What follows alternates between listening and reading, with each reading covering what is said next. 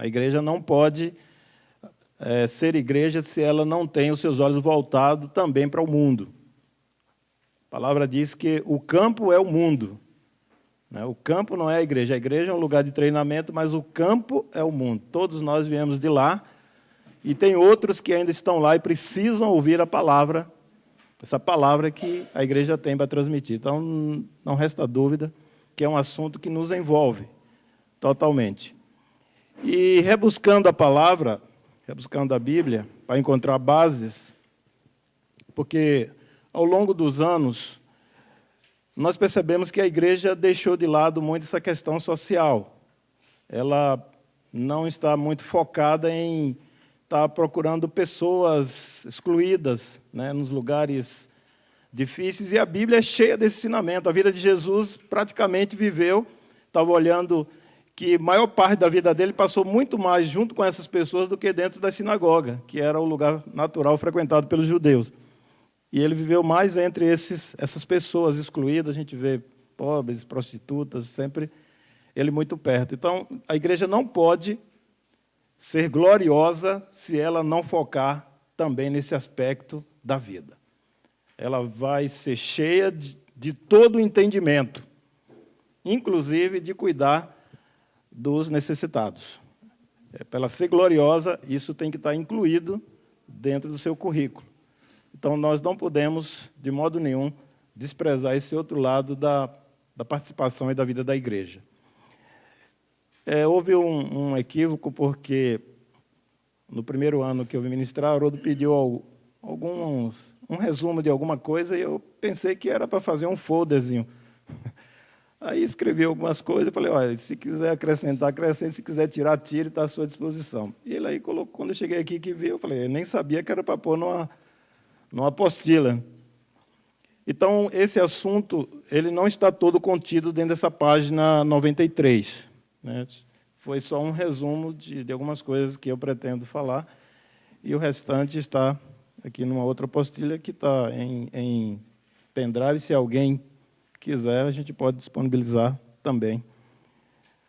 Então, eu escrevi que não é preciso, não é necessário que nós sejamos perspicazes aqui no meu assunto, para constatar que nas últimas décadas, muitos grupos denominados evangélicos se distanciaram dos princípios encontrados nas Escrituras. Então, isso, creio, não está escrito aí. O que nós temos notado na nossa caminhada como igreja é que há um desvio. E quando eu cheguei na igreja, há mais de 30 anos atrás, já encontrei problemas. Claro, porque lendo a Escritura, a gente vê claramente que existe uma distância entre o que diz a palavra e aquilo que é praticado. Mas, ao longo desses anos, esse distanciamento foi aumentando. Então, o que nós percebemos é que a igreja ela não está caminhando no rumo que o Senhor planejou dentro da sua palavra para ela. Então, não precisa ser muito, nem teólogo, nem nada, para perceber que há um desvio. Então, assim, eu escrevi assim, a igreja evangélica já há muito não consegue ser nem a luz do mundo, nem o sal da terra. O que nós vemos é uma busca desesperada pelas coisas que o mundo tem dado, e como o sistema que nós estamos vivendo é um sistema capitalista, a igreja tem sido influenciada pelo capitalismo também. E ela tem vivido como qualquer empresa tem vivido hoje na Terra. Assim, eu falo isso, claro que eu amo a igreja e eu estou nela, e a minha vida está empenhada nesse negócio. Eu não tenho hoje outra visão, outra coisa que eu faça no mundo, se não estar envolvido com esse projeto. Então, sinto-me à disposição, à liberdade de falar isso.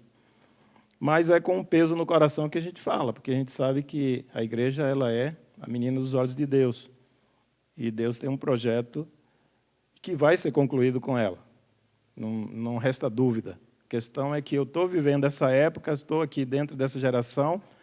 Agradeço a Deus por estar nessa geração, mas também tenho um papel dentro dessa geração. Isso é o que me me prendeu. Eu gostaria de ver na minha geração muito mais do que eu que tenho visto, né? E por isso eu posso falar isso. Outro dia eu estava lendo uma página da revista Veja e tinha um consultor ensinando como abrir igreja, como se fosse um negócio. Então, ele dá consultoria para ensinar como abrir igreja. A igreja boa tem que ser pelo menos 100 membros, tem que olhar o bairro, escolher um nome de acordo, né, que vai encaixar dentro daquela necessidade daquele bairro e aí vai dar resultado. E ele fala quanto ela deveria faturar. Então, a gente vê que é uma distorção, né, dentro do princípio que a palavra ensina, é uma distorção sem fim, sem limite. Então, essa é a igreja que nós estamos vivendo. Os ventos de doutrina estão por toda parte. Temas importantes como a fé, a justiça, conversão, o pecado já não é problema. Então, qualquer pessoa... Nós, os brasileiros, temos mania de idolatria. Então, a mídia já descobriu isso. Então, quando o país não tem um ídolo, as coisas não ficam bem. Então, precisa sempre arrumar um ídolo.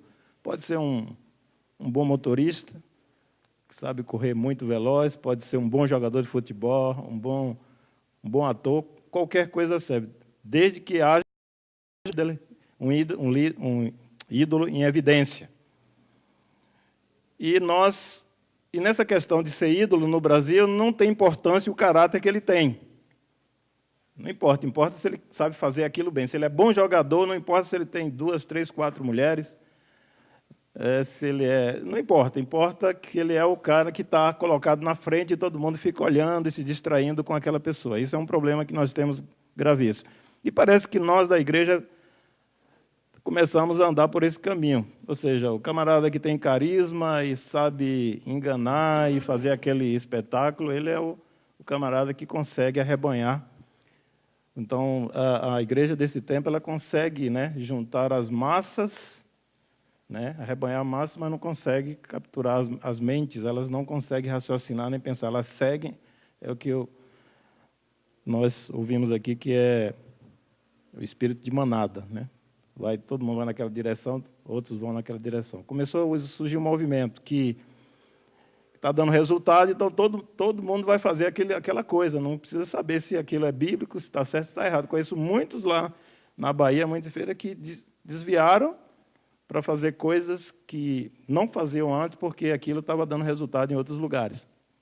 E assim tem a igreja caminhado.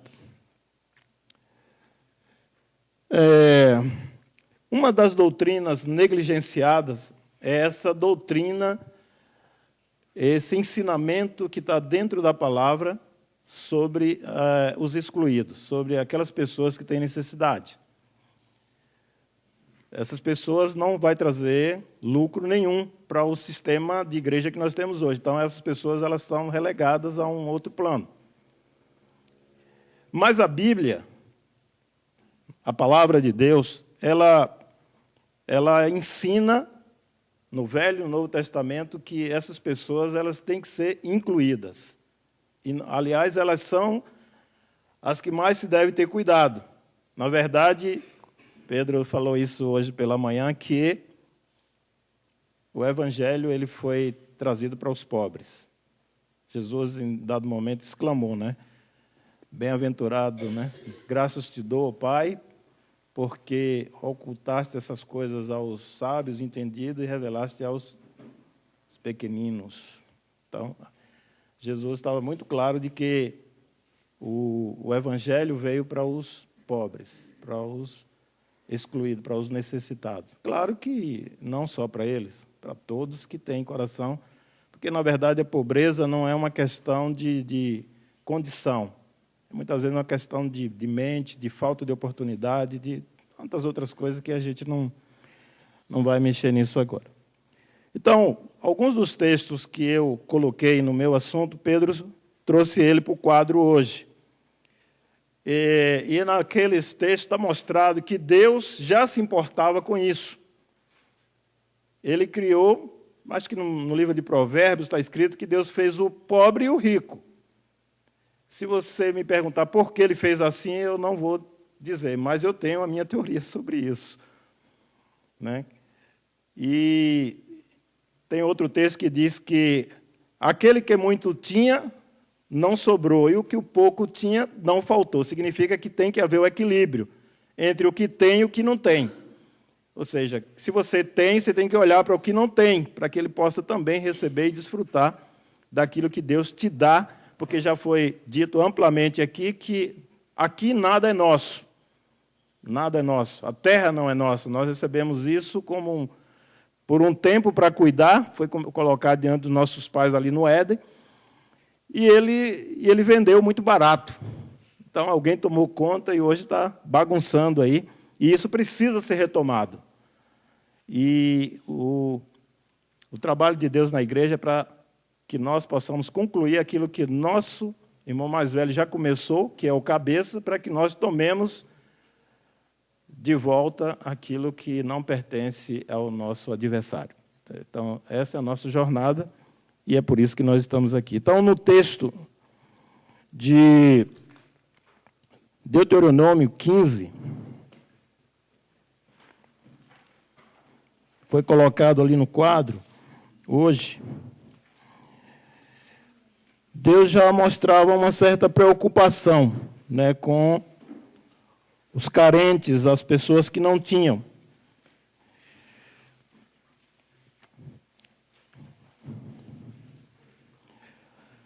Deuteronômio 15, verso 4, ele diz: somente para que entre ti não haja pobre, pois o Senhor abundantemente te abençoará na terra que o Senhor teu Deus te dará por herança para a possuirdes. No verso 10, ele novamente, do capítulo 15 de Deuteronômio, verso 10 ele diz: livremente lhe darás, antes ele vem falando, né, guarda a palavra, tal, guarda que não haja palavra de Belial no teu coração, tal. Depois aqui ele começa a falar, ele está falando sobre o pobre, ele livremente lhe darás o que o teu coração, que do teu coração não seja maligno, quando lhe deres, pois por esta causa te abençoará o Senhor, o teu Deus, em toda a tua obra, em tudo que puseres na tua mão. Pois nunca cessará o pobre no meio da terra. Pelo que te ordeno, dizendo, livremente abrirás a tua mão para o teu irmão, para o teu necessitado e para o teu pobre na tua terra. Então, Deus está deixando claro que sempre haverá esse tipo de pessoa que deverá ser assistido por aqueles que têm condição. Isso é uma ordem para a nação de Israel. E nós que somos hoje cristãos, e o cristianismo ele vem dessas raízes, né? O nosso Senhor ele era judeu e naturalmente ele praticou, e nós podemos tomar por base esse princípio também. No capítulo 24 ele volta a repetir, né? Pedro já falou isso amplamente, eu estou só repetindo algumas coisas. Quando no teu campo cegares, no capítulo 24, verso 19.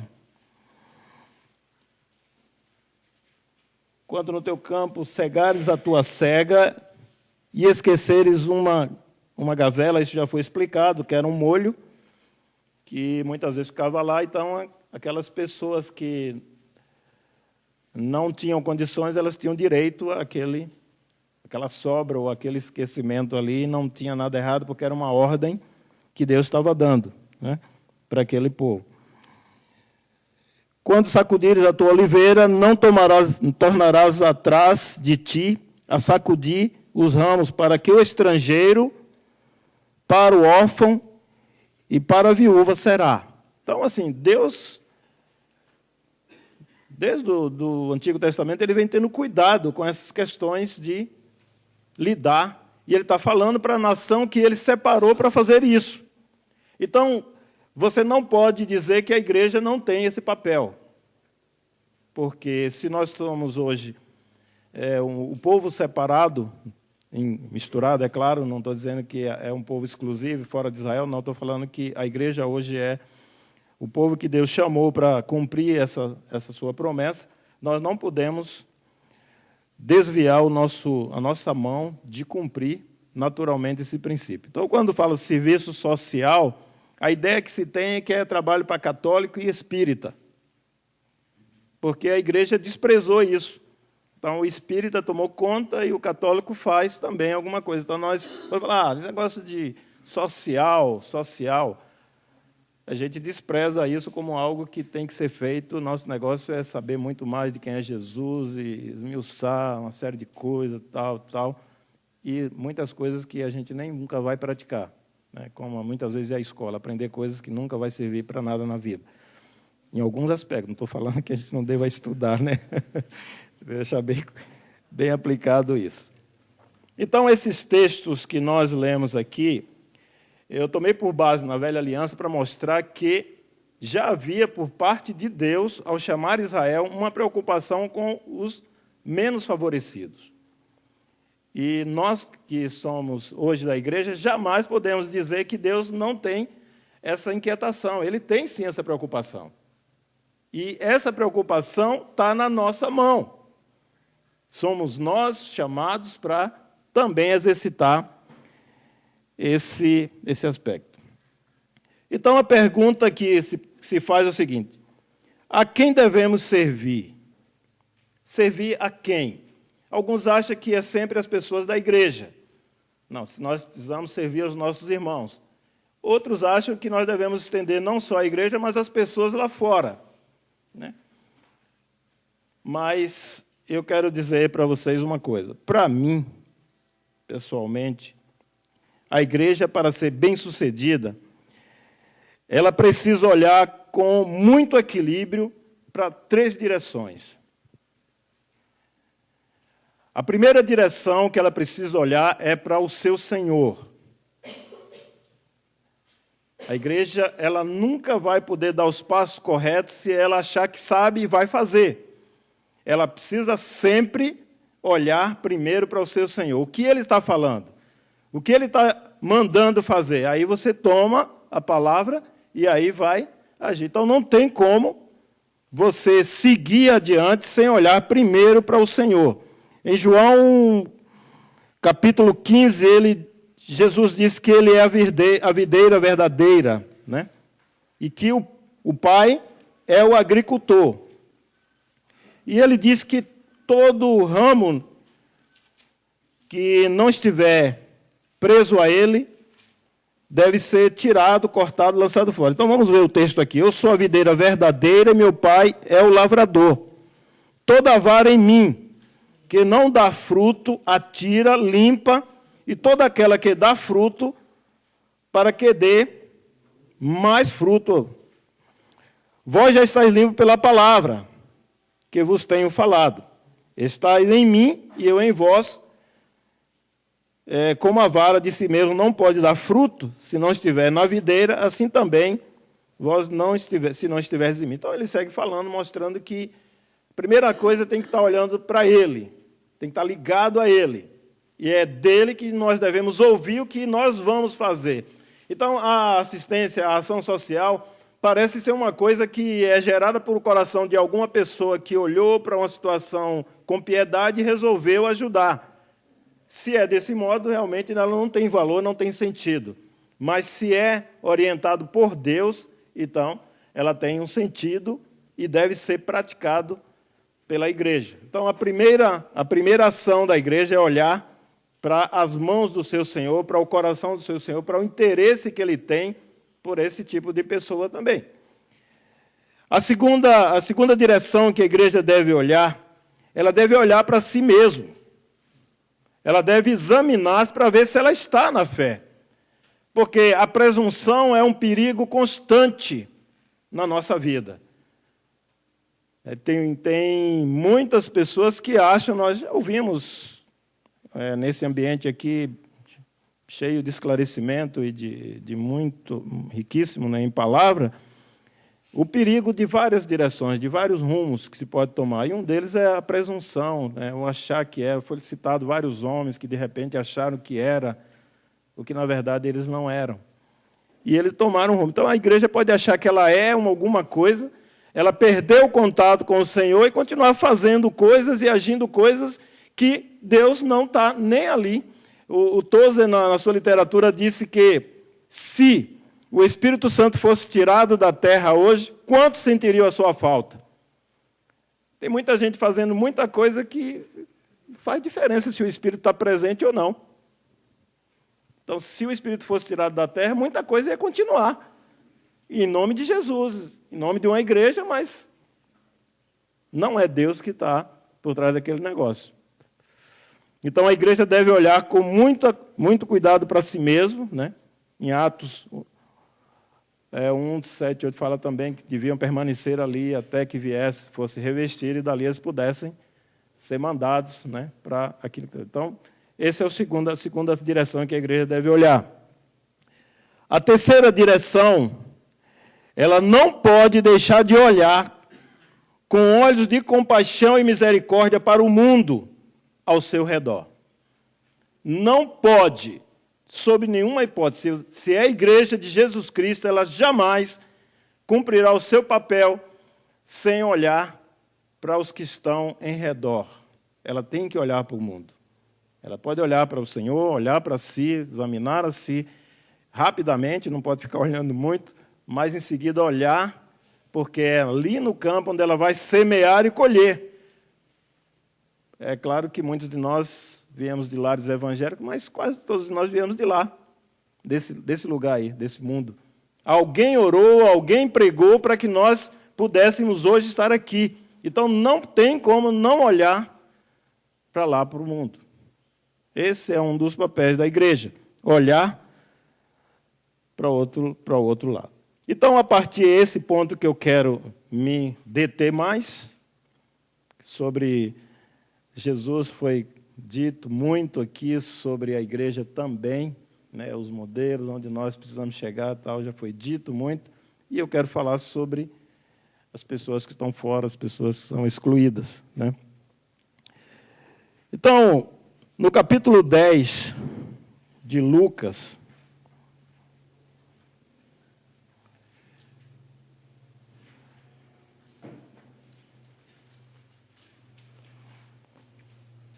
no verso 25, tem uma parábola que nós conhecemos pela parábola do bom samaritano.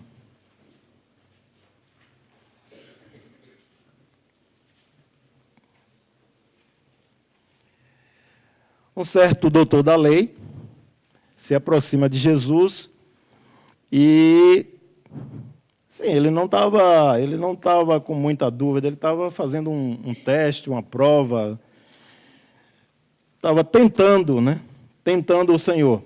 Mestre, que farei para herdar a vida eterna? Jesus responde para ele educadamente: o que está escrito na lei? Como lê? Né? Como você entende? Como você interpreta? E aí ele dá a sua interpretação. Jesus percebeu que a interpretação dele estava correta. Respondeste bem. Faze isso e viverás. Mas ele estava tentando algo mais, né? Tentando justificar-se, e ele perguntou: mas quem é então o meu próximo? E Jesus então toma a palavra e começa a relatar isso que nós chamamos de a parábola do bom samaritano. Ele fala de uma situação que ocorreu, um homem foi assaltado, né, e apanhou e perdeu as suas coisas, e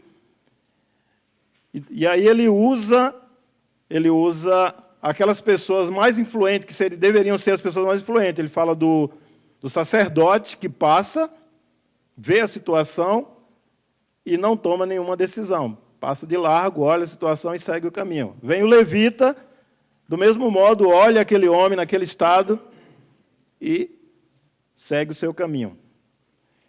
E aí vem um samaritano, que era o povo desprezado pelos judeus naquela época, né? Não havia concordância entre eles.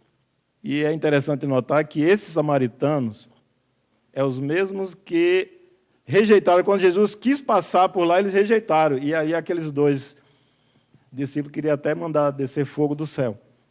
E Jesus repreendeu eles. E Jesus, então, ensina aquela parábola falando sobre a ação desse homem, que ia de viagem. Ele, certamente, indo de viagem, tinha um compromisso, algumas pessoas deviam estar esperando, devia ter as suas coisas para vender, devia ser um mercador, alguma coisa. E, no entanto, ao ver aquela situação, ele condoeu o coração. E ele, então, parou ali, atou as feridas daquele homem, cuidou daquele homem, e viu que a situação dela era tão grave que não poderia deixar aquele estado. Levou para ele para a estalagem. Diz a Bíblia que ele perdeu tempo com aquele homem ali naquela estalagem, cuidando. Ele não só deixou lá para seguir viagem, não, ele cuidou, e depois dormiu ali, e certamente, vendo alguma melhora, ele deixou um encargo para o dono da estalagem. Olha, cuida desse homem, deixou algum dinheiro, e se passar, a minha conta passar disso, quando eu voltar, eu acerto com você. E Jesus pergunta, então, quem é o próximo? Aí eles não usaram o nome samaritano, ele falou, aquele que cuidou. Nem o nome samaritano eles falavam, né? Aquele que cuidou dele. Então Jesus estava ensinando, para mim ele estava ensinando, não só aquele doutor da lei, mas estava deixando para nós uma lição. Que não é só os nossos irmãos que nós devemos cuidar. Nós precisamos cuidar de qualquer pessoa que tenha necessidade nesse ambiente, nessa terra que nós vivemos. Porque, irmãos, tem alguns textos aqui que eu gravei nessa questão do item 2, que João mostra na sua primeira carta que a gente pensa que sabe o que é amor.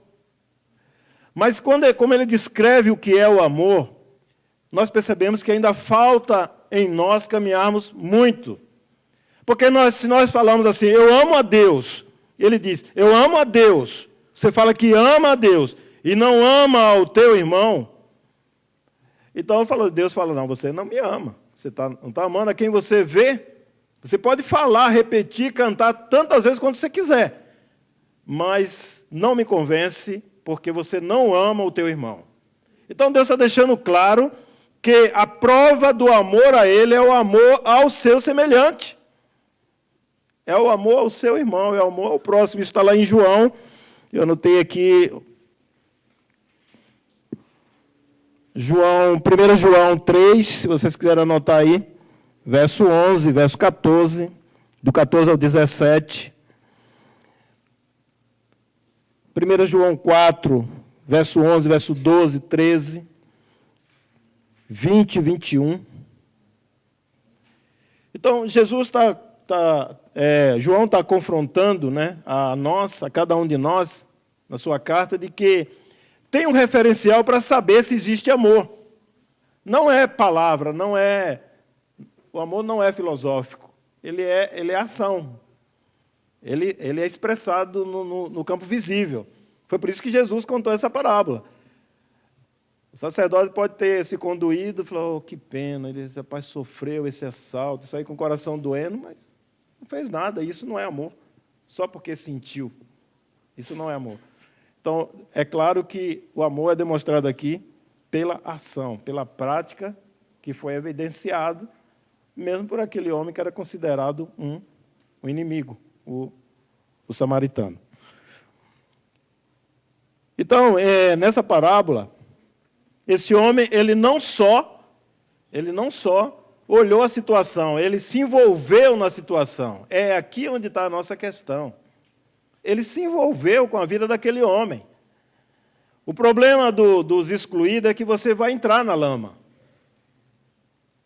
E nós vivemos muito confortavelmente para querer deixar a nossa zona e entrar na lama. Não é fácil conviver com essa gente.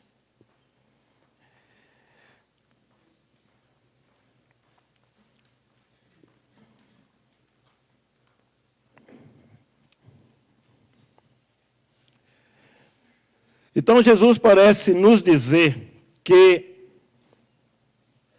quando nós decidimos cuidar daqueles que outros não querem, Ele vai criar recursos, vai nos conceder recursos para que nós possamos concluir aquilo, porque Ele tem interesse naquilo.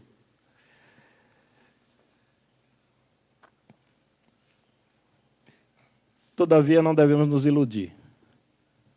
Não é qualquer grupo religioso, não é qualquer pessoa que vai querer entrar nisso aqui. Eles trazem problemas. Não há como você tocar nessas pessoas e não sujar. Alguns dias atrás, nós estamos lidando lá, eu estou falando isso, eu vou contar algumas experiências minhas, os irmãos entendam que não é dicas. Não, se é dicas, não é doutrina, eu posso falar à vontade. Então, eu vou falar algumas coisas porque eu estou envolvido com coisas assim. Eu estou envolvido num centro de recuperação, lidando com dependentes químicos.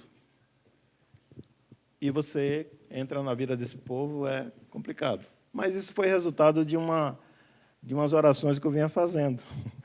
Eu falava, Senhor, eu não sei o que é amor. Eu não sei amar, eu sou uma pessoa dura, né? Eu sou resolvido, se é para resolver, eu resolvo. Então, o Senhor me ensina a amar, eu quero amar minha esposa, eu quero amar meus filhos, eu quero amar meus irmãos. E eu não vi a resposta, de repente, esse centro caiu em meu colo. E eu era o último lugar que eu gostaria de estar, confesso aos irmãos. Não tinha ninguém, eu olhei para os quatro cantos, não tinha ninguém. E eu falei assim com a esposa, né, o irmão faleceu, o pastor Beto. E eu falei, olha, eu posso, já que não está havendo curso em Baixa Grande, eu posso vir toda quinta-feira de manhã e dar uma palestra aqui com o pessoal, mas é só isso que eu posso fazer. Não, ela falou, não, você vai ficar por conta, tome conta do centro. Eu estava orando a Deus e o que eu sinto é isso. Aí eu, puxa, tomar conta do centro, aquele pessoal complicado. Eu já tinha muita reserva com relação a drogado, a esse pessoal, né? Não conhecia muito a fundo e tinha reservas com relação a eles. E aí eu fui para o centro. Comecei a ir para o centro e sem saber como fazer, aí levava uns estudos bíblicos e os negócios não funcionavam e tal. Meu Deus, o que é que eu estou fazendo aqui? Depois Deus começou a dar graça, eu comecei a entender, conversando com eles, eu comecei a entender qual era o problema deles. E aí comecei a aplicar aquilo que... Mas o que eu quero contar é o seguinte. Um certo dia tinha uma atividade lá, a gente, para ressocializar, nós convidamos mais 3 centros, fizemos lá um quadrangular de futebol. O líder lá fez isso. E aí eu estava lá e tal, e me aparece dois viciados homossexuais. E aí está lá e tal no público, e aí o pessoal falou, aquele ali é o pastor. Aí apontou para mim. Aí quando você é pastor, profeta não, né? Mas pastor perde logo o nome. Todo mundo que conhece vai chamar o pastor, o pastor. Não, você perdeu o seu nome, não é mais Erivelto, é o pastor. E aí vamos conversando e tal, e eles falaram que saíram do Rio e foram para a Bahia, envolvido lá com um cidadão, e o cidadão era perigoso, com droga, e a polícia prendeu, e agora eles estavam na rua, sem saber o que fazer, e estavam precisando de ajuda, e estavam lá num albergue. O albergue permite que durma, mas amanheceu o dia, sai, dá o alimento, depois sai novamente, não pode ficar lá dentro. Aí eles foram lá e sentaram junto de mim, e esse pessoal é bem complicado, é bem espantado, né? Eles gostam de fazer aquele espetáculo mesmo. E aí, conversando comigo, é todo aquele negócio, e se quebrava para um lado, para outro, e eu assim, meu Deus, sem jeito, o centro cheio de gente... E eu ali ouvindo e tal, ele falou, mas eu estou precisando de um desodorante, de um negócio e tal, e você me consegue? Eu falei, consigo, sim. com certeza, eu estou querendo voltar para o Rio, me consegue a passagem? Sim, eu consigo também. Aí eu fui conseguindo tudo. Aí como é que faz para me encontrar e tal? Aí, lá rodoviária. Na rodoviária, puxa, não tem tanta gente, eu logo imaginei. Tá bom, vamos para a rodoviária. Eu fui, aí comprei as coisas, no outro dia, eu fui na rodoviária. E quando eu chego lá, aquele trânsito de gente para lá e para cá, aí eles, aquela coisa, todo mundo olhando para mim, eu digo, meu Deus do céu, aí me abraçou, e lá vai aquele negócio, todo mundo ficava olhando para mim. Então você se envolve, você é envolvido, não tem jeito, né? Ah, o senhor trouxe, mas você, mãe, queria me beijar. Eu falei, para aí, rapaz. Para lá. Ai, que alguém está conhecido, vem aqui, o pastor está desviado. Mas é isso, você se envolve. Não tem jeito, porque aí eu levei as coisas dele e tal, eles ficaram alegres com aquilo e tal, aí arrecadei algum dinheiro, levei para eles comprar a passagem, mas era um tempo que eu estava saindo, não me lembro para onde, se era para São Paulo ou para a África, e deixei lá os irmãos para terminar de cuidar dele. Então, assim, isso envolve a pessoa, né? Você quer queira, quer não, você quer ajudar, você está envolvido. E, às vezes, quem está de fora não tá entendendo o que está acontecendo. Então, é um preço que muita gente não está querendo pagar, né? De estar envolvido com essas questões, com essa situação no dia a dia da vida das pessoas. Então, é um chamado difícil. Tem alguns lá que hoje estão tomando conta, eles eram... Quando eu cheguei no centro, eles estavam lá, já com 5 entradas. Entra, depois volta para a droga, depois entra novamente, tal. Aí eu cheguei um dia, eu estava virado. Eu estava virado e, quando foi dar a palavra, eu falei que eles precisavam tomar vergonha. Como que vocês, homens criados à imagem de Deus, ficam nesse negócio? Entra e sai, vocês não foram criados para isso, está errado. Vocês precisam tomar jeito, existe jeito para vocês. Parece que vocês gostam dessa vida. Eu estava meio zangado com eles. Aí um falou assim, não, eu vou tomar jeito. Agora eu vou tomar jeito. Mas eu não acreditei, né? Não acreditei naquilo. Depois que acabei a palavra, ele veio e me procurou. Eu quero que o senhor me ajude aí, eu quero sair disso. Aí começou a contar a situação dele e tal. Ele tinha sido casado e a mulher não aguentou e mandou ele sair. E ele já estava transitando na droga há muito tempo. E aí, tá bom, eu vou procurar sua mulher, eu vou saber se ela tem jeito, se ela aceita ainda. Eu fui lá, na casa da esposa dele. Falei, olha, eu conversei com o moço lá e ele está tentando recuperar. Será que não dá para ele voltar assim, você visitar ele? Não tem mais jeito. Já dei todas as chances para ele e eu não aceito mais. Aí eu voltei, falei, parece que não vai ter jeito para você, não. Ela não vai querer mais. Mas vamos caminhar, vamos seguir. Você quer sair disso? Quero, sim, então vamos caminhar. Aí caminhamos e tal. Ele passou 9 meses, depois ele falou, sabe, eu quero andar com o senhor, eu quero lhe ajudar nisso aqui, será que o senhor me aceita? Eu falei, aceito sim, você quer ajudar aqui? Quero, então tá bom. Nesse meio tempo, ele achou uma pessoa que foi lá visitar, foi junto com outra visitar o marido, que estava lá, e aí começou a gostar dele. E pouco tempo depois eles conversaram e procuraram para mim. Eu falei, como é a sua situação? Não, eu já estou separado da outra há muito tempo, no tempo que eu estava lá no mundo e tal, não tenho filho com ela. E ela não quer, mas eu estou precisando de uma companheira. Aí a gente procurou os papéis do divórcio, ele fez. E depois nós realizamos o casamento. Depois eu vou passar um vídeo aqui de alguns deles que casaram-se. Está lá comigo há uns 2 anos. está casado e está tomando conta dos outros, ajudando os outros a seguir adiante. Então, assim, tem um envolvimento nesse negócio, né? Porque você não consegue tirar essas pessoas sem que você se envolva com ele. São traumas que estão marcados na alma, esses traumas têm várias razões, e que você precisa atingir aquele alvo para poder ajudar essas pessoas. Mas não tem como você não estar envolvido com um excluído e está tocando em áreas suas. Você ouve coisas absurdas, como gente... Teve um lá que já tinha assassinado 3 pessoas. E depois de ouvir a palavra, ele me procurou. Falou, será que ainda tem jeito para mim? Eu já matei 3. Puxa, é mesmo, rapaz. Como foi isso? Aí ele contou e tal, direitinho. Eu falei, tem sim. Se você se arrepender, o Senhor vai te perdoar e você vai tomar um novo rumo na vida.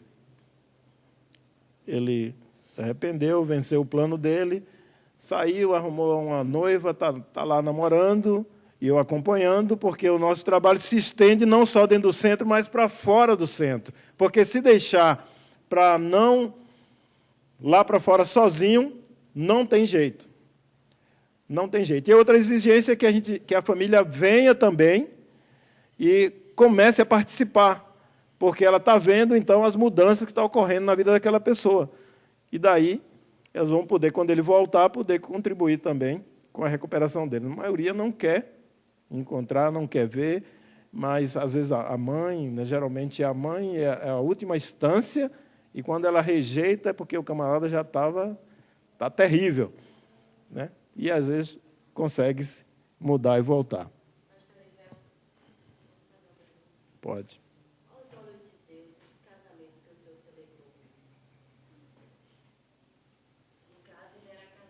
Era. Não teria que reconciliar? Teria, mas ela não quis. E ele não conhecia a palavra quando aconteceu isso. Então, a gente leva em consideração o tempo também da ignorância. E depois ele converteu, e essa outra pessoa também é convertida, que casou com ele. E antes não era. Então, não era.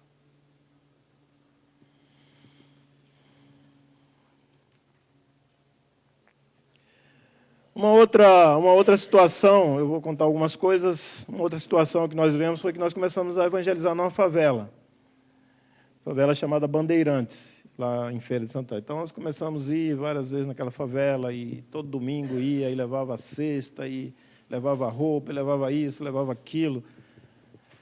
E de toda essa caminhada, de toda essa luta, uma senhora, uma mulher,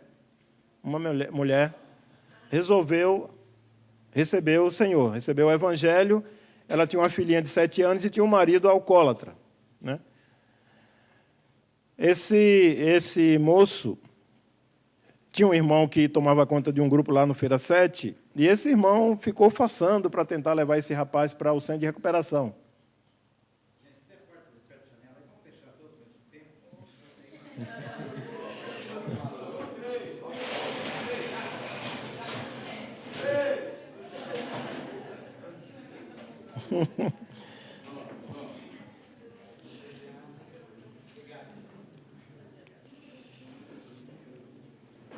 Então, nós começamos então a trabalhar nessa senhora. Nós estamos trabalhando nela, levamos ela para... Ela não tinha condição, ela vivia catando lixo, né? Era uma invasão, ela fez um barraco e vivia catando lixo para vender e tirar algum sustento. Nós começamos a dar uma cesta básica e dar para ela um vale, um dinheiro para ela se locomover para as reuniões que eram no centro da cidade. E aí ela estava no bairro. Apesar de ter as casas, nos bairros a gente tinha uma reunião central. E ela ia e tal. Aí, num certo dia, nós estávamos numa reunião pela manhã, num domingo pela manhã, louvando a Deus. E estava muito intenso, muito forte, assim, o louvor, muita presença de Deus. E, de repente, ela caiu endemoniada.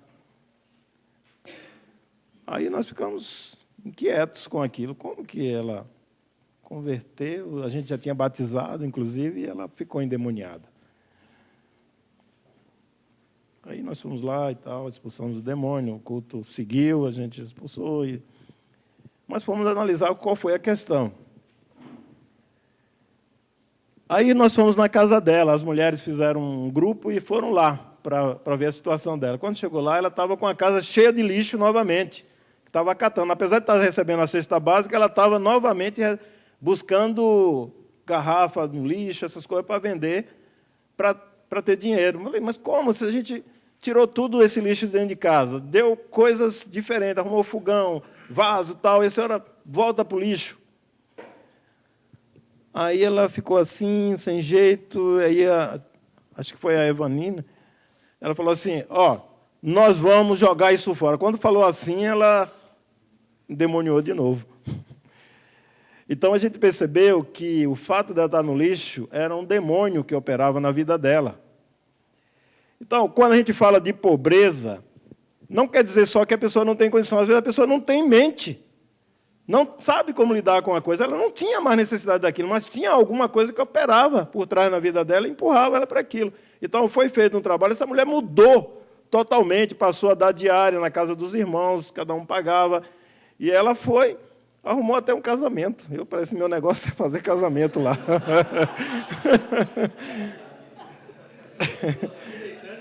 Pois é, arrumou um casamento. Arrumou um velhinho meio aposentado, viúva, e pronto, está na hora. Casou. Pois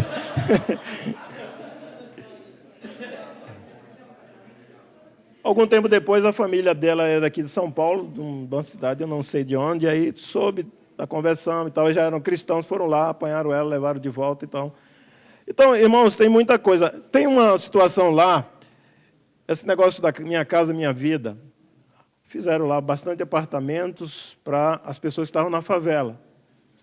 E aí, antes da eleição, a Dilma foi lá e fez uma festa enorme e liberou os apartamentos para o pessoal da favela e levou todo para o apartamento. Mas o que acontece? O pessoal começou a vender os extintores, as portas, e pôs uma boca de droga lá dentro. Então, não adianta você tirar a pessoa da miséria se não tirar a miséria de dentro dele. Então, é um trabalho, você tem que entrar na vida da pessoa. Esse é o problema de olhar os excluídos. E isso custa. Custa dinheiro, custa tempo, custa noite de sono, custa muita coisa. E, às vezes, a igreja atual ela não vê isso como algo bom. Porque ela vê o quê? Vamos falar de prosperidade. Então, você dá um pouco e culto para os empresários, para não sei o quê, porque o negócio aumenta, mas não a essas pessoas. Então, a igreja ela não pode se furtar de olhar para essas pessoas, porque a palavra ensina que nós precisamos olhar para essas pessoas. Os pobres, eles estão presentes no nosso dia a dia, na nossa vida, todo o tempo. Você vai na rua com o teu carro, está lá o menino com a mão estendida, às vezes o drogado pedindo 10 centavos para usar novamente a droga. E a gente tem... Quando eu tinha uma gráfica, eu costumava sentar para conversar com essas pessoas. Eu tinha um comércio, eles passavam pedindo, eu queria saber por que eles estavam naquela situação. Eu conheci um Deus que é Deus poderoso, que abençoa. Então, por que você está nessa situação mendigando? Aí eu ia olhar a vida dele e acabava descobrindo qual a razão que ele estava naquilo. Mas tinha pessoas que saíram, por exemplo, de lá de Alagoas, do Nordeste, para tentar a sorte lá. Lá a situação estava seca, não tinha como plantar. Quem conhece o Nordeste sabe que não é fácil. Então, saía desesperado com a família. E um dia chegou uma família lá na porta da minha gráfica. E aí começou a pedir, tal, eu estou ali com a minha família, eu vim procurar tarde, não tenho o que comer, era um horário assim, perto de meio-dia. E eu estava junto com um irmão que também estava fazendo negócio comigo. E aí o irmão, quando ele pediu, eu falei, está vendo aí? Porque não conhece Jesus, não anda com Jesus e fica passando essa miséria e nessa vida, tem que conhecer Jesus e tal. E o homem assim, de cabeça baixa, meio descabriado. Aí ele falou assim, Eu gostaria muito de conhecer esse Jesus, mas eu só ouço falar. Eu não sei onde eu encontrar ele. Onde é que eu encontro ele? Eu só falo, todo mundo fala desse Jesus, mas não, ninguém mostra ele para mim. Não, é o da Bíblia. Eu já li a Bíblia, ele falou. Aí eu falei, o senhor está precisando de quê?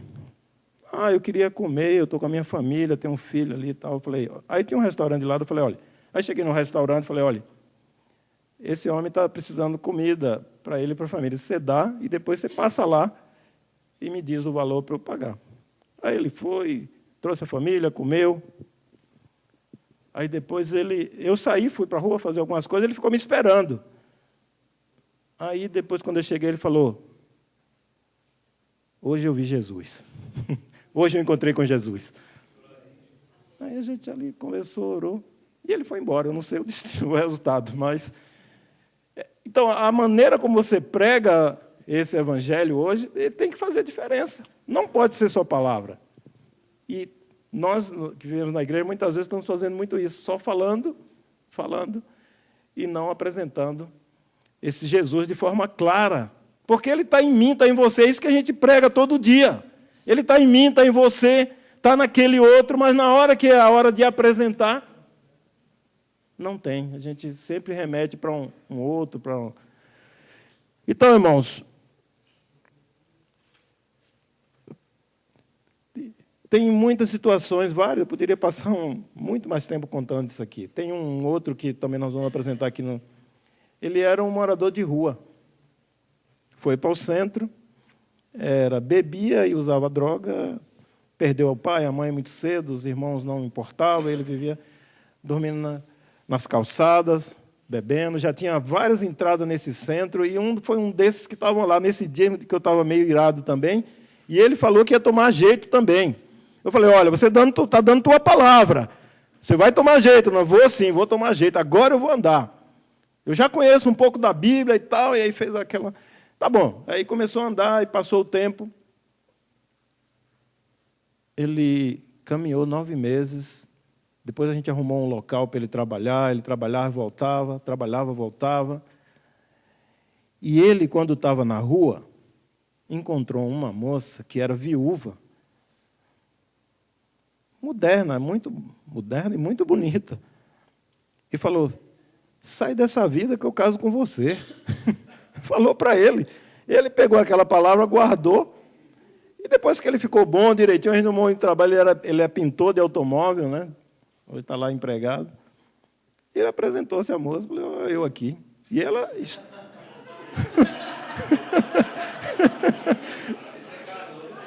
Casei também.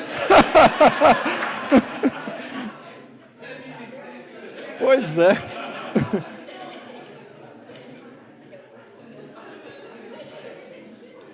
E aí começaram, né, a conversar e namorar. A gente chamou os dois e falou, olha, o namoro aqui não tem esse negócio de estar agarrando para lá e para cá. Primeiro vocês vão andar, vão conversar direitinho. Aí pus um casal para andar com eles. E começou, né? E ele não sabia lidar com dinheiro, não sabe nada, não sabia como nem chegar numa mulher. Um negócio terrível, difícil para lidar. E de vez em quando vinha o problema, aquela coisa... ele faz assim, assim. Meu Deus, rapaz, não é assim, não, é assim e tal, ensinando. Não sabia aí. Então o irmão pegava o dinheiro dele, trabalhava, pegava o dinheiro dele e falava, esse aqui você paga isso, esse aqui você dá para isso.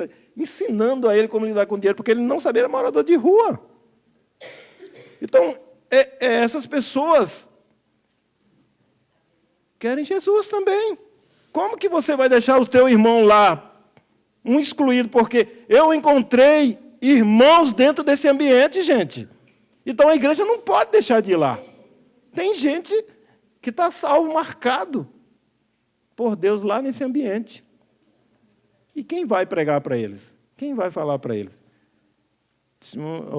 As heresias que tem por aí? Não, aqueles que têm a verdade, que têm a palavra. Então nós fomos lá e trouxemos essa pessoa de volta, está lá andando conosco, às vezes dá um trabalhinho danado, mas... está andando, está casado, está andando, e assim tem vários casos, vários. Nesse pouco tempo que eu cheguei lá, vários casos. E pessoas estão sendo tiradas desse submundo e estão vivendo no Evangelho, vivendo para Jesus. O que me fez ir para esse lugar foi o seguinte: eu olhava para a juventude e via que eles têm desejo pelo Senhor, eles amam a Deus, são filhos de cristãos, muitos deles, mas eles não têm coragem de largar tudo para seguir ao Senhor. Eu falei, vou encontrar uns doidos por aí, pelo menos a gente manda para qualquer lugar para pregar a palavra. Porque falta isso, todo mundo direitinho, mas quer uma profissão, quer ter conforto e quer ter uma... Eu também não vou ficar taxando que é o caminho natural. É o natural do mundo hoje. Mas eu falei, aí houve uma profecia num dos encontros lá em Baixa Grande, que a pessoa teve uma visão de que eu encontrava jovens, né? Tirava jovens, formava um exército e soltava esse exército por aí. O negócio do exército, que está por aqui também, né? Então, eu falei, puxa, mas eu não vou encontrar essa gente. E o pessoal... o Diogo levou esse dia uma palavra sobre o mimo, né? A maioria dos nossos jovens são mimados, eles não querem deixar zona de conforto, eles não querem sair dessa coisa que o mundo oferece, e isso não vai acabar, não vai ser destruído agora, né? Então, precisa ter conversão profunda para abandonar esse tipo de vida, para servir a Deus onde quer que Ele mande, né? Que Ele vá. E muitos estão presos a essas coisas. Agora, irmãos, por quê? Por que nós, como igreja, precisamos ir nesses locais? Então, eu escrevi algumas coisas que eu queria ler para os irmãos aqui. O objetivo da igreja é um novo céu e uma nova terra, e o eterno reino do Cordeiro com a noiva, né? O objetivo das nações é o fim do reinado de Satanás e o início do domínio de Cristo e dos seus santos. Apesar de as nações ser assim, quando você conversa com certos homens, há um suspiro por justiça, que nunca vai ser alcançada nesse tempo. Nunca. Todo esse movimento que existe no mundo, no Brasil, em busca de justiça, não vai ter justiça. Está comprovado que o homem é incapaz. Então, o nosso desejo, o nosso anseio, como o anseio do mundo, o anseio do judeu é o que? O reino de Davi. Então, esses três aspectos, eles se confundem num só: o reino de Deus, o reino de Jesus. Precisamos buscar esse reino de Jesus. Os três objetivos se unificam no reino dos céus. A igreja não é o reino, mas é uma parte dele. Sob certos aspectos, ela é uma das partes mais importantes desse reino. É da igreja que sairão os governantes do reino. Agora, você acha que você vai aprender a reinar quando chegar no céu? Se é que vai, né? A questão é se vai para o céu, se é na terra. Ou nós temos que aprender agora? Porque as oportunidades são dadas para nós aprendermos agora. Se nós vamos governar a terra, é aqui que nós precisamos aprender a governar. Paulo diz que nós vamos julgar os anjos. Nós somos chamados por uma tarefa. E parado nós não vamos aprender. Então precisamos exercitar isso, porque os governantes do reino seremos nós juntos com o nosso Senhor. Você lembra de Davi? Você lembra do exército de Davi? Quem era que acompanhava Davi? Que tipo de homem andava com ele? Bem diferente, né? Eram homens que davam a vida por ele. Romildo pregou lá em feira e falou dos valentes de Davi. Homens definidos. Ele juntou 400 homens, bala. Homens para tudo. Homem que ele resolveu um dia, teve sede de beber daquela água, ele irrompeu e foi lá buscar a água. Homens capazes. Será que o exército do Senhor é menor do que o de Davi? Menos capaz? De gente colhidinho, medroso? Não, gente disposta, definida.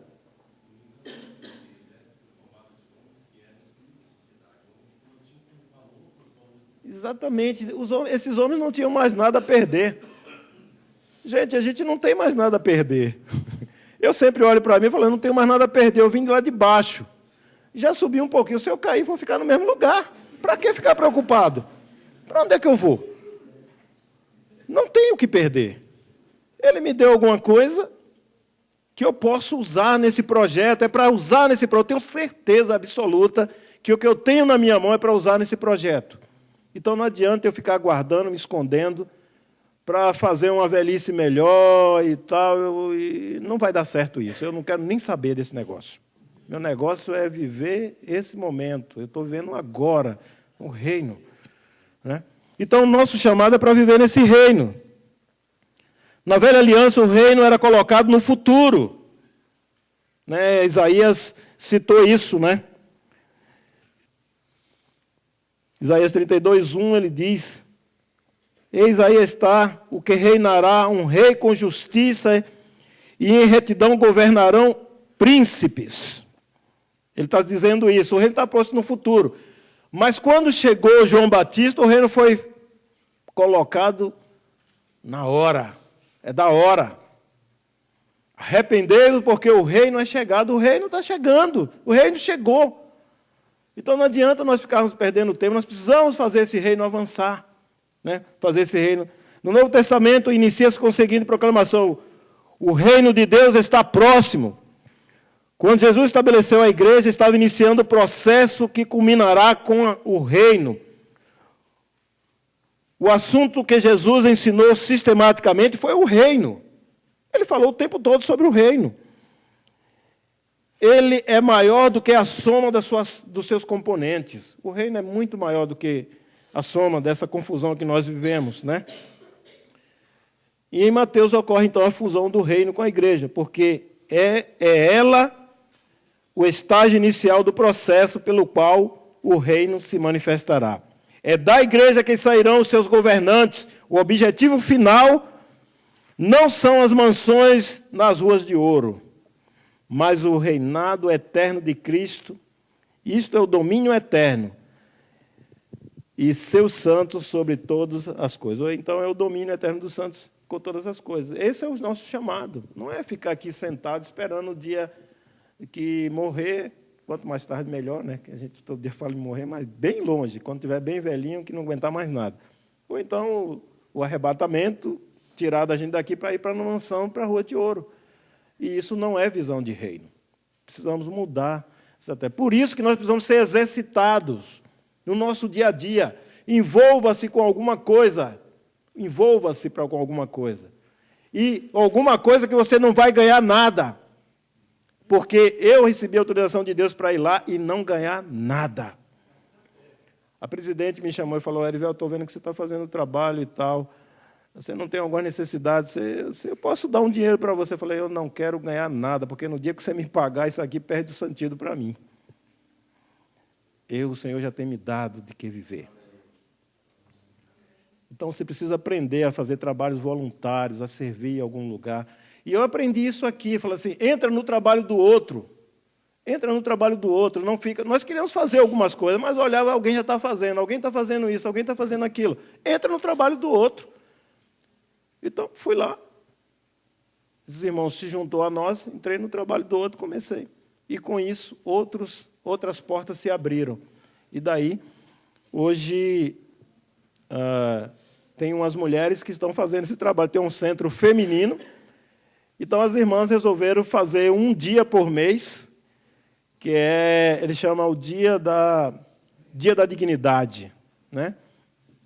Então, elas vão lá, antes elas oram, tem uma reunião, prepara comida, e aí leva um grupo bom, fazer cabelo, fazer unha, trata das meninas lá, deixa elas, aí põe uma mesa enorme, comem junto, prega a palavra, e elas têm feito isso, entrou no trabalho de outro. Era um centro que tinha lá, não tinha nada a ver conosco, mas a igreja precisa achar vertentes para poder atuar, para não ficar brigando entre si. Eu quero aquilo outro. Não, precisa encontrar saídas para poder agir e trabalhar. E isso lá entre os excluídos, entre os necessitados. Esses são os que estão precisando, que têm sede de ouvir a palavra. Eles têm fome, eles recebem. Eles lutam desesperadamente, é uma luta. Quando eu cheguei lá, eu falei, vocês que fiquei irado. Hoje eu fico meio com pena, né? Já dobrou meu coração. Esses dias, a lotação, nós comportamos lá 70 homens. Tinha 74. Alguns cedem, né, que já estão mais... Cedem o lugar, dormem no lugar de reunião, e bota o colchão no chão, dorme em outro lugar e tal, 74. E tinha 5 acampados na frente, esperando o lugar para entrar. E aí, para fazer isso? Qual era o critério? Como era que eu fazia? Às vezes chovia à noite, e esses 5 homens lá esperando na porta. Não, eu quero uma vaga, eu quero sair desse negócio. E aí, o coração dói, né? A gente arrumou uma casa lá atrás, eles dormiam, a gente vinha, dava comida, até que alguns iam saindo, convencendo o plano, entrando, e outros entrando para poder recuperar. Então, gente, eu encontrei irmãos entre os excluídos. Tenho certeza que Deus tem pessoas lá salvas que precisam ouvir a palavra que você tem para ser tirada de lá. Então, se isso é o serviço social, então é isso que está acontecendo. E é uma dica que eu dou para vocês. O ano passado, eu estive aqui, eu comprei esse livro. Eu não cheguei, esse que eu estou falando aqui, quase nada eu tirei desse livro, porque ele conta a história dele, ele era um excluído, um viciado, e ele passou a cuidar desse povo, né? Alcançando os necessitados. Então, ele fala as experiências, e ele conta como, se você tem interesse em fazer esse trabalho, como você descobrir. E outra coisa que eu quero falar para você é o seguinte: se ao passar na rua você vê alguma coisa que te incomoda, é bem capaz que Deus está te chamando para fazer aquilo. É bem capaz. É melhor você orar sobre isso. Não fique só incomodado, não. Pergunta ao Senhor: Senhor, será que tem alguma coisa que possa fazer naquilo ali? E aí você vai estar se envolvendo, você vai ganhar, porque eu estou ganhando, eu estou aprendendo. Eu falei ao Senhor, eu quero aprender a amar, estou aprendendo a amar. Estou começando a gostar daquele sujeito, um monte de homem. Estou começando a gostar deles. Quando eu chego lá, eles vêm com as queixas e falam da saudade da família, do filho e tal, como fazer. Aí eu saio para ali procurando a família e tal. Estou começando a gostar deles. Acho que estou aprendendo a amar. Como se trata de dicas, eu quero só deixar aqui algumas das nossos envolvimentos lá na Bahia, né? Nós temos uma reunião mensal com os líderes das localidades: Feira de Santana, Baixa Grande, Itaberaba. Agora surgiu um povo em Rui Barbosa, tem alguns irmãos em Ipirá. Então, através desse contato que nós temos, está sendo focado em outras cidades por ali por perto. O Romilton encabeça esse tipo de trabalho lá, e nós entramos com o nosso apoio lá na cidade. Nós temos uma reunião de líderes lá em Feira de Santana, ou seja, toda segunda-feira eu me reúno com 10 ou 12 pastores de denominações diferentes, e nós estamos conversando, estamos criando vínculos, que é para ver se o negócio deslancha lá e acaba com haja menos divisão, né? Menos divisão. Tem um trabalho em Baixa Grande, que é a Escola de Profeta, anualmente, cada mês de janeiro, uma semana de estudo da palavra. Você está convidado. E você está convidado para aparecer lá. Roberto sempre vai. Acompanha Roberto, que você vai parar lá.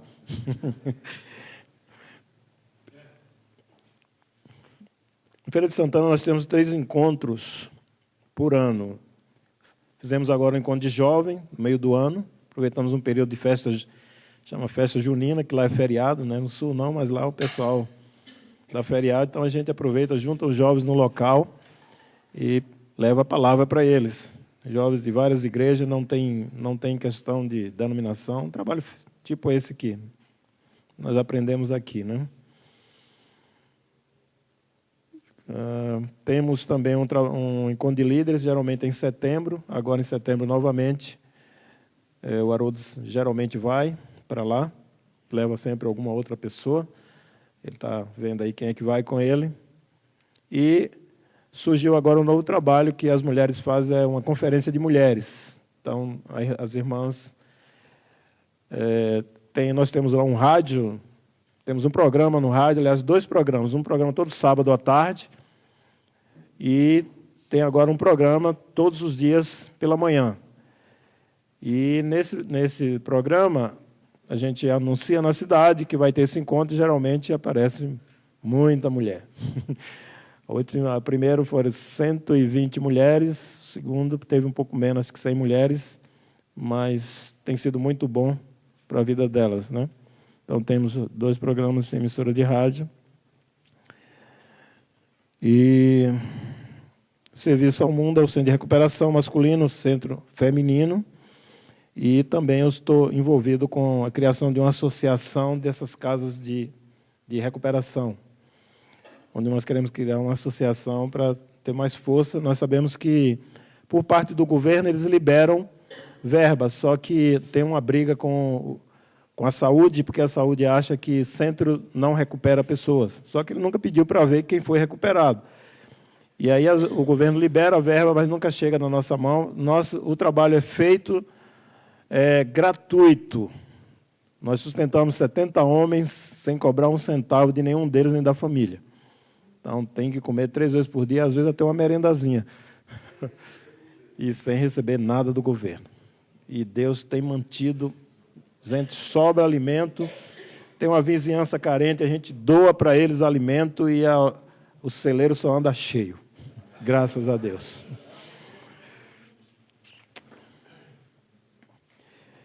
Por fim, nosso modelo de reunião hoje é considerado o pior, porque falaram que quem saiu da Zona Alimentar em casa, esse se tornou o grupo pior, que acha que tem alguma coisa, que é alguma coisa, mas nós temos perseverado em reunir nas casas, e temos 8 casas em cada bairro diferente.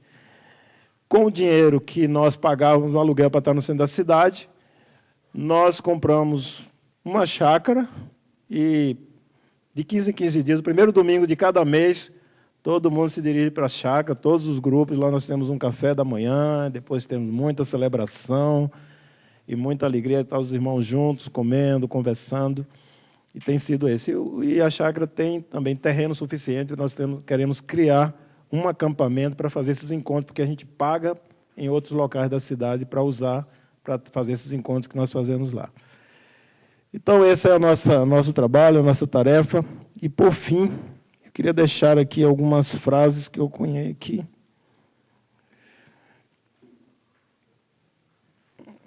Deixa eu ver onde é que eu acho.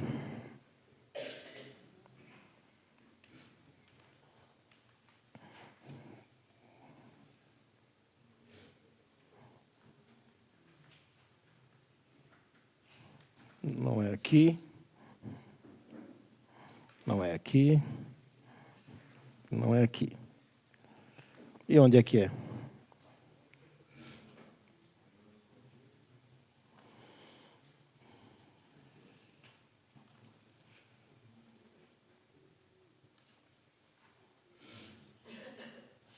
Aqui.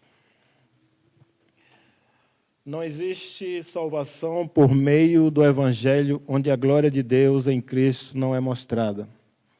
E não existe salvação por meio do Evangelho onde a glória de Deus em Cristo não é vista.